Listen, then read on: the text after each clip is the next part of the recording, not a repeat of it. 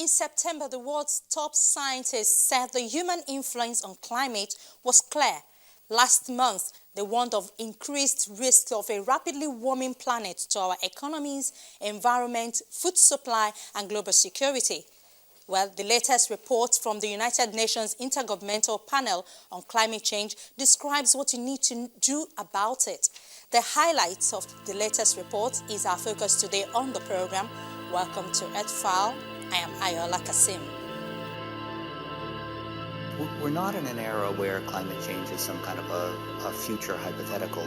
We live in a world where impacts of climate changes that have already occurred are widespread and consequential. Efforts to reduce carbon emissions have not been able to stop greenhouse gases reaching unprecedented levels. The report by the United Nations Intergovernmental Panel on Climate Change said governments must act faster to slow global warming, and delays until 2030 could force reliance on little-tested technologies to extract greenhouse gases from the air. Chairman of the IPCC said that an international approach is needed. One major finding that we have is that effective mitigation will not be achieved if individual agents advance their own interests independently. And therefore, may I submit that this report brings out the need for an unprecedented level of international cooperation.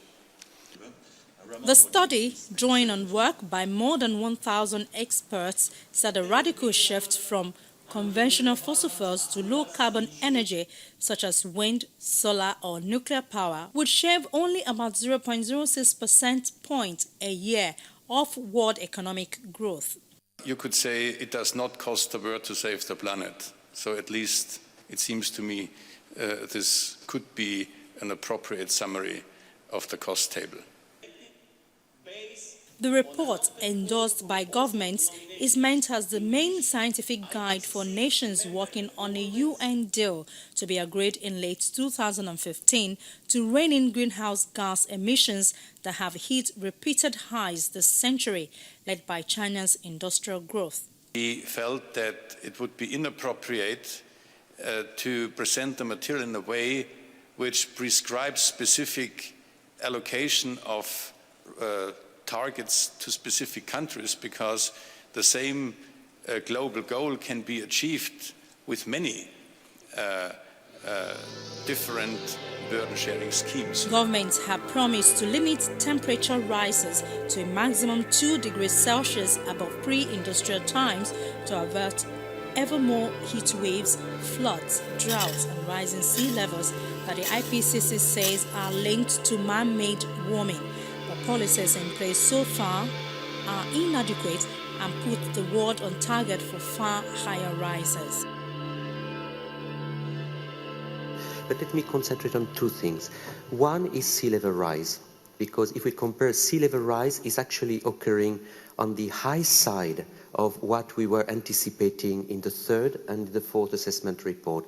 And it's not uniform. And we saw already some of the dramatic impact of that in the recent typhoon Haiyan in the Philippines, where, by the way, the sea level has been rising even faster than the global average by about 1.2 centimeters per year near where the cyclone happened. The other thing where there's significant better understanding on the vulnerability as well is on the fact, and this is in the report, there are many examples on the attribution. You see in the third assessment report, the typical answer scientists would give you if you say, is it due to climate change? The typical answer was, no, we cannot say that. However, what we see is consistent with what we expect, which is a correct answer, by the way. But now, on a few occasions, we have gone one step further. Some events can indeed, we can say, they would have been very unlikely, or in some cases impossible to occur without climate change. And although it's a little bit outside of the scope of the second working group report, because the recent heat wave and drought in Australia falls into this category. Faster action is needed to keep global warming to agreed limits, and delays until 2030 could force reliance on technologies to extract greenhouse gases from the air. Such cuts are far deeper than most governments are planning. Ambitious mitigation might even require removing carbon dioxide from the atmosphere. Delay in acting to cut emissions until 2030 would force far greater use of such technologies, a 33-page summary for the policymakers said. What we would like to be able to say in a really comprehensive way, what are the damages that accrue from unmitigated climate change if we just do continued high emissions? What are the damages that accrue if we mitigate ambitiously? What are the residual damages? And the difference between those you might think of as the avoided damages. And you could think about those avoided damages in a number of different ways. The reason I showed the reasons for concern is that it characterizes some of the ways you might think about it. Global aggregate impacts is one. Risk to rare and endangered systems is another. Unique singular events is another. These distributional effects that we talked about are others. And so the idea of the global aggregate number is not irrelevant, but it's certainly not the only way you want to think about it.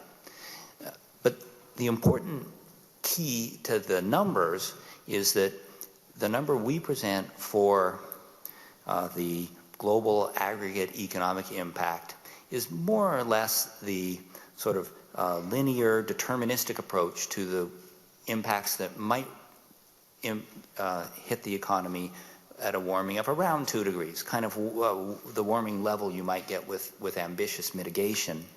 That's the residual impacts, and those are the ones we have to adapt to anyhow. The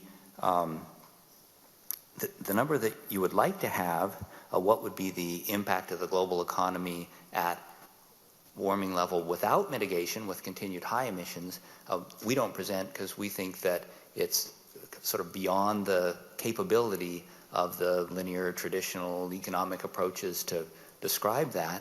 And so therefore the way we present the issue of avoided impacts, the difference between the unmitigated and the residual, is in terms of reducing the risks, especially to these 5 key reasons for concern, of which the global aggregate damage is an important one, but it's not necessarily the most important. The distribution of impacts, the threats to rare and endangered systems, the risks of unique large-scale issues like the collapse of a global ice sheet, and the distributional are all equally important, and we certainly wouldn't want anyone to come away from this report thinking that it's appropriate to do a simple, traditional cost-benefit analysis comparing unmitigated impacts with costs of adaptation. That should be a part of it, but it's important to recognize that the numbers we present are not that. They're the numbers that are much closer to thinking about residual impacts. Those are the impacts that we have to deal with regardless of how effective we are with mitigation. One method mentioned by the IPCC is to burn wood, crops or other biomass to generate electricity and capture the greenhouse gases from the exhaust fumes and bury them underground. The experimental technology would reduce the amount of carbon in a natural cycle of plant growth and decay. But there are risks. For instance, that vast areas of land will be needed to grow biomass, displacing crops and pushing up food prices. Simpler methods to extract greenhouse gases from the air are to plant trees which soak up greenhouse gases as they grow.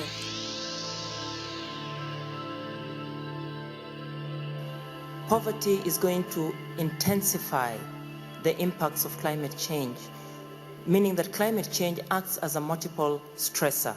What do I mean by this? You find that in livelihoods, for example, people are already marginalized. If you take Africa, for example, the face of poverty often means multiple deprivation.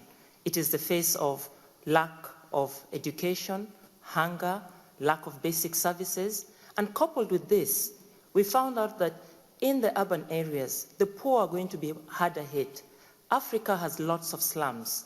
And within these slum areas, they do not have the proper facilities. Then you add on the impact of climate change or extreme events, and people become more vulnerable, sinking deeper into poverty and unable to come out of the poverty traps. A large part of the developing world lives in rural areas.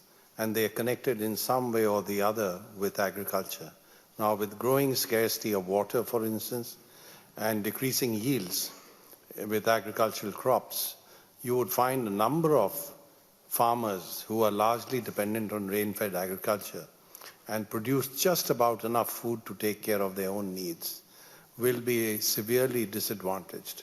So I think that certainly will lead to conflict, because where would these people go? You would have climate refugees, and this would be multiplied even further by those in low-lying coastal areas and in the small island states. Because if they are threatened in their very existence, there would clearly be a large number of environmental or climate refugees. And therefore, all of this has the potential for exacerbation of those factors that are leading to conflict even today.